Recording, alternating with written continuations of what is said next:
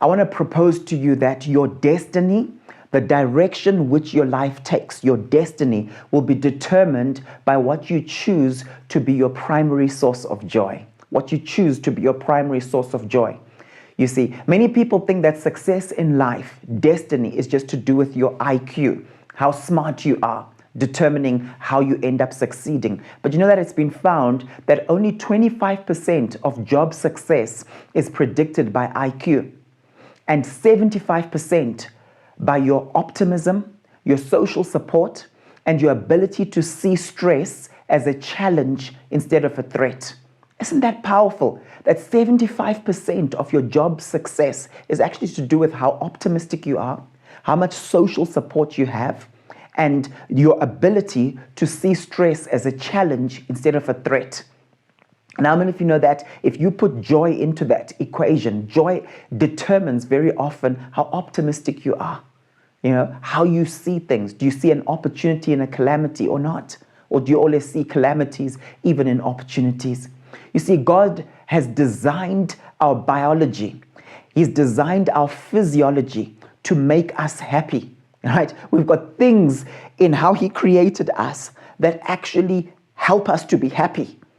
You see, happy hormones, what people call happy hormones, they generally refer to endorphins, and research actually shows that serotonin in particular lingers in your system after exercise and can be released by maintaining a positive mood. And it's so interesting because I've experienced that. Many people who run and who train quite a bit, they experience it. And it's like, okay, let me do it again. Even though it was painful, I can experience joy, right? Dopamine is released when you move toward a goal, and oxytocin is activated through physical contact, intercourse, hopefully in a married situation, right? But sexual intercourse and childbirth. You see, these are actually neurotransmitters and your body's natural painkillers. Isn't it amazing that God has given us natural painkillers? Now, work is being done where they're increasing people's happiness and seeing their productivity going up by 31%. You know, so happy people are more productive. It's actually a predictor of longevity. Just like smoking, high blood pressure, and obesity have correlations with premature death, happy people seem to be healthier and seem to outlive unhappy people. You see, happy people feel more secure, decide easier, they have more cooperative behavior, and finally have a satisfying life in today's dynamic and changing environment. Isn't that fascinating? In this message, I'm going to unpack the nature of true biblical joy, and I'll illustrate how we can actually use joy as a weapon in victorious Christian living. So what is joy? Joy is a state of mind and an orientation of the heart. It's a state of mind and an orientation of the heart. It is a settled state of contentment, a settled state of confidence, and a settled state of hope. It's something that provides a source of happiness. Joy is the settled assurance that God is in control, the quiet confidence that ultimately everything is going to be all right, and the determined choice to praise God in every circumstance. And Rick Warren said that. So there are levels of happiness, aren't there?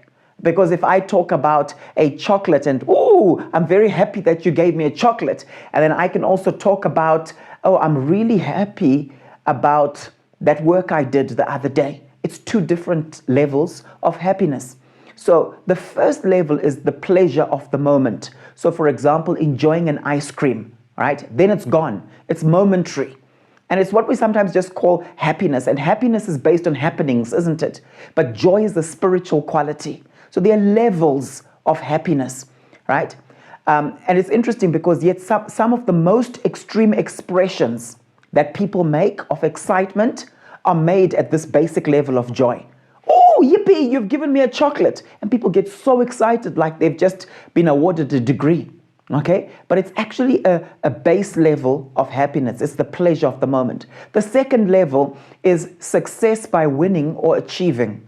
All right, and it feeds into your self-worth. For example, when someone scores a goal and we see them jumping up and down, and their whole team is all over them, and you're like, these are grown men and they're all over each other. If you see men like that just on the street, you'll think, oh, there's something not quite right there.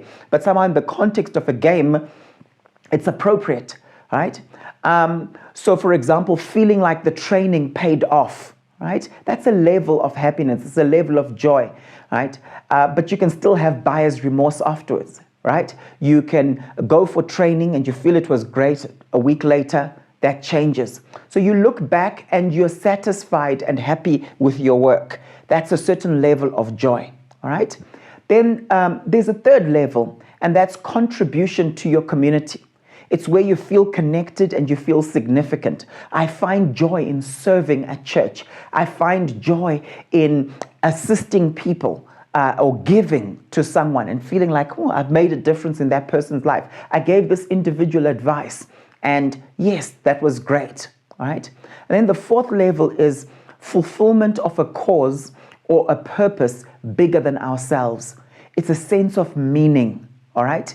It's where you feel your life is meaningful. And it's interesting because McKinsey did some interesting work. They called it centered leadership. And it was basically on women who were successful but remained healthy, because you can be successful and unhealthy. And it was interesting because they called it centered leadership, and they found 5 common denominators amongst these women. And one of them was a sense of meaning. Their work was meaningful. Their work was meaningful. So those are the levels of joy.